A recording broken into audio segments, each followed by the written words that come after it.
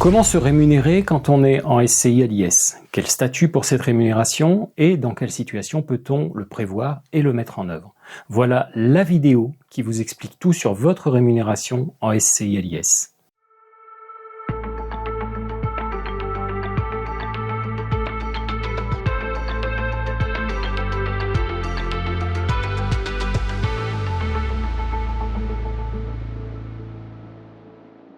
Dans cette série de vidéos sur les 4 méthodes pour se rémunérer en SCI à l'IS, on attaque la rémunération, ce qu'on pourrait appeler le salaire. Vous pourrez aussi retrouver les vidéos détaillées sur les 3 autres méthodes, le dividende, le compte courant associé et la dissolution de la société.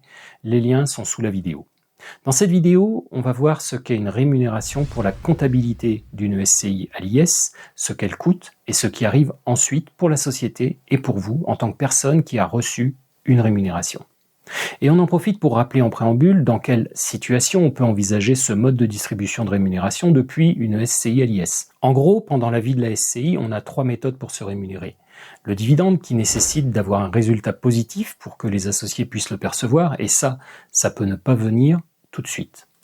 Le compte courant associé qui nécessite un gros apport en compte courant, ça veut dire d'avoir du cash à injecter dans la SCI en remplacement ou en complément d'un prêt bancaire. Et donc le versement d'une rémunération qui peut se faire sans avoir de résultat positif à la condition qu'il y ait de la trésorerie dans la société. On va détailler tout ça et vous allez voir que ce n'est pas très compliqué. Et se verser une rémunération dans une SCI à l'IS, ça peut être intéressant notamment dans 2 situations. Justement parce que la société ne génère pas de résultats et qu'on souhaite tirer des revenus malgré tout de nos investissements. Il y a de la trésor et on va la libérer de cette manière. Et l'autre situation où ça peut générer un intérêt, c'est avoir une couverture sociale. Créer une couverture sociale parfois. Et ça, c'est important sur 2 postes notamment. En matière de retraite, il suffit de 600 heures de SMIC pour valider 4 trimestres de retraite. En matière de santé, on va éviter la CSM, la cotisation subsidiaire maladie, et si on est susceptible d'y être assujetti. Bref, au lieu de subir, on fabrique soi-même sa couverture maladie. Allez, c'est parti. Donc on l'a dit, sans rentrer dans la grande technique comptable, on va baliser le principe de la charge déductible, c'est la première étape pour comprendre. Dans une entreprise, qu'elle soit individuelle ou qu'elle soit de capitaux, la SCI, la SARL, la SAS par exemple, on a les recettes, le chiffre d'affaires. Ensuite, on a les charges. Pour simplifier, on ne distinguera pas les charges d'exploitation des autres charges. Pour un bien immobilier, on a donc les charges suivantes. La taxe foncière, les intérêts d'emprunt, l'assurance P&O, propriétaire non occupant, l'assurance crédit, les frais de gestion, les frais d'agence, les prestataires divers, ménages, comptables, etc. On a aussi les salaires et d'autres prestataires quand ça se passe mal, les avocats ou les huissiers. Ensuite, on n'oublie pas les charges de copropriété. Je rappelle que la part propriétaire, c'est environ 1/3 des charges de copro, les 2/3 sont payés par le locataire. Et on a aussi les éventuels travaux d'entretien à payer. Bref, une fois qu'on a comptabilisé toutes ces charges, on va comptabiliser les amortissements. Je rappelle encore une fois que l'amortissement, c'est la comptabilisation de la perte de valeur d'un bien.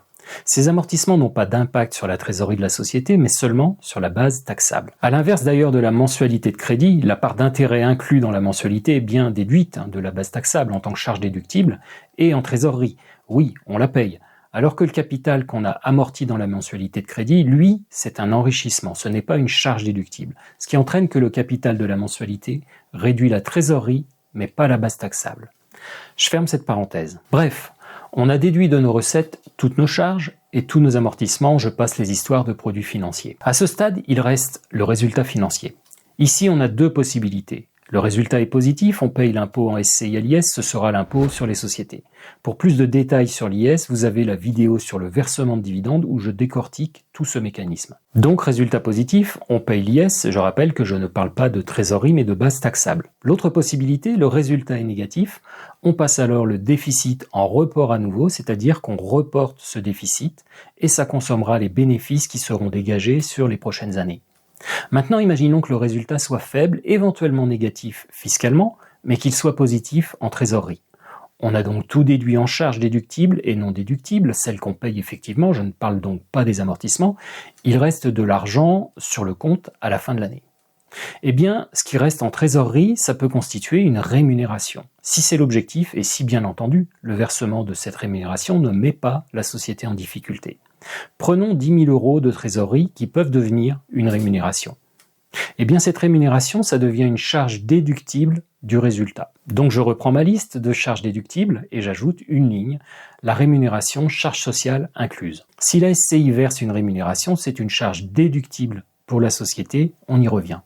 Maintenant, comment verser cette rémunération? Combien elle va coûter? Je pense bien évidemment aux charges sociales. On voit ça tout de suite. Avant de continuer, j'en profite pour vous rappeler de mettre un pouce bleu sous la vidéo, et si ce n'est pas fait, pensez à vous abonner à la chaîne. Et si vous ne me connaissez pas encore, je précise que je suis conseiller en gestion de patrimoine et investisseur, je crée les sociétés pour mes clients, je propose des formations à l'investissement locatif, et je développe des outils d'aide à la décision, simulateurs et applis, destinés à l'investissement immobilier.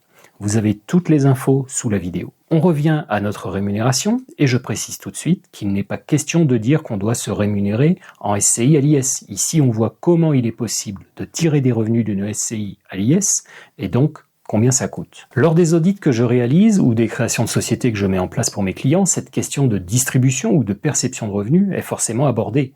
En fonction de nombreux paramètres et des objectifs des associés, on prend des décisions adaptées. Il n'y a pas de solution toute faite, applicable à tout le monde. Ici, on a de la trésorerie et peu ou pas de résultats, on l'a dit. On a 10 000 € de rémunération charge incluse à percevoir. 2 options, enfin même une troisième. D'abord, la rémunération du gérant. Je rappelle que cette rémunération du gérant n'est pas une obligation. Si on rémunère le gérant, on va d'abord regarder la situation du gérant en tant qu'associé. En tant que gérant associé, vous pouvez être gérant majoritaire ou gérant non majoritaire, c'est-à-dire égalitaire ou minoritaire. Si le gérant est majoritaire, il est reconnu comme TNS, travailleur non salarié, par l'URSSAF. Et il est au régime des commerçants. Précision importante, pour savoir si je suis gérant majoritaire ou non, on va compter mes parts, celles de mon conjoint et celles de mes enfants mineurs.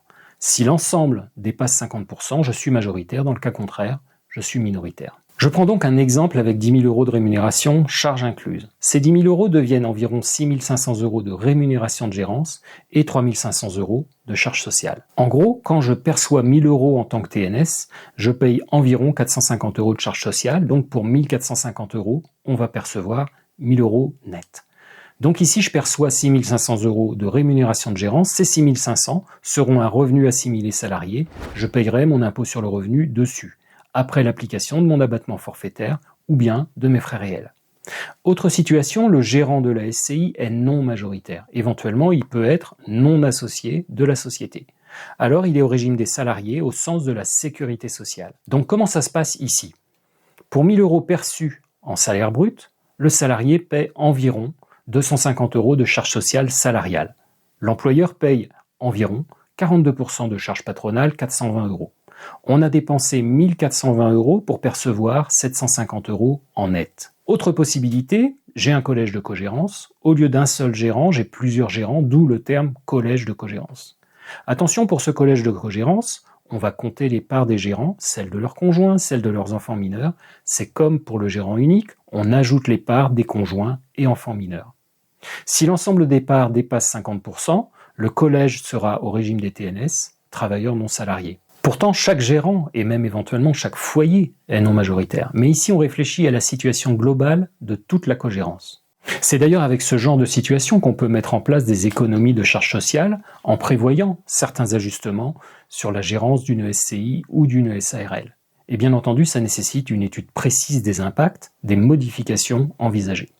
L'autre possibilité, c'est que le collège de cogérance soit au total non majoritaire. Dans ce cas, le collège sera au régime salarié. Alors maintenant, imaginons que je veuille rémunérer quelqu'un qui n'est pas gérant, associé ou non associé d'ailleurs.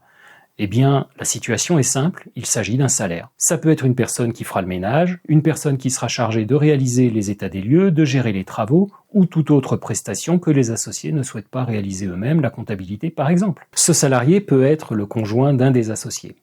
Et d'ailleurs, attention, ça va se compliquer. Même en tant qu'associé majoritaire, on peut être au régime salarié. Pour cela, il suffit qu'une autre personne soit le gérant et que le majoritaire soit salarié non gérant. Il sera alors au régime salarié. Un exemple, j'ai 90% des parts d'une SCI, mon ami d'enfance en a 10%, il est gérant. Et la SCI me rémunère pour gérer les biens, je suis au régime salarié, pourtant je suis majoritaire, mais je suis non gérant. Précision ultime sur le régime salarié. J'ai bien parlé de régime salarié au sens du Code de la sécurité sociale. Pourquoi ? Parce que le régime salarié se regarde également au sens du Code du travail. Sans lien de subordination, le gérant, avec 50% des parts, le lien de subordination n'est pas évident. Et là, pas de couverture par l'assurance chômage et donc pas de cotisation chômage. Le Conseil sur ces situations fait un rescrit à Pôle emploi, France Travail ou toute autre appellation qu'on aura trouvée d'ici là pour vérifier que dans votre situation, vous serez ou non couvert par l'assurance chômage. Je redis que chaque situation, chaque projet, type d'investissement, niveau de rendement, a sa particularité. Ce qui est vrai ici ne le sera pas sur un autre bien. Donc une vraie analyse de projet est absolument nécessaire. Et sincèrement, ce n'est pas une décision qu'on doit prendre à la légère si on n'a pas de réelles connaissances techniques. L'idée de cette vidéo est de voir comment ça se fait, comment et pourquoi. Donc je le rappelle, ce n'est pas un mode d'emploi à suivre, loin s'en faut. Je rappelle que vous avez à votre disposition d'autres vidéos sur l'investissement locatif et les SCI, notamment les 3 autres méthodes pour vous rémunérer en SCI, dividendes, compte courant et dissolution de société. On a vu comment on pouvait se rémunérer dans une SCI à l'IS pour sortir l'argent d'une société. J'espère que cette vidéo vous a aidé à comprendre le principe et le coût éventuel de ce système de rémunération depuis une SCI. Je vous remercie de m'avoir suivi pour cette vidéo sur la rémunération en SCI à l'IS. À bientôt pour une prochaine vidéo.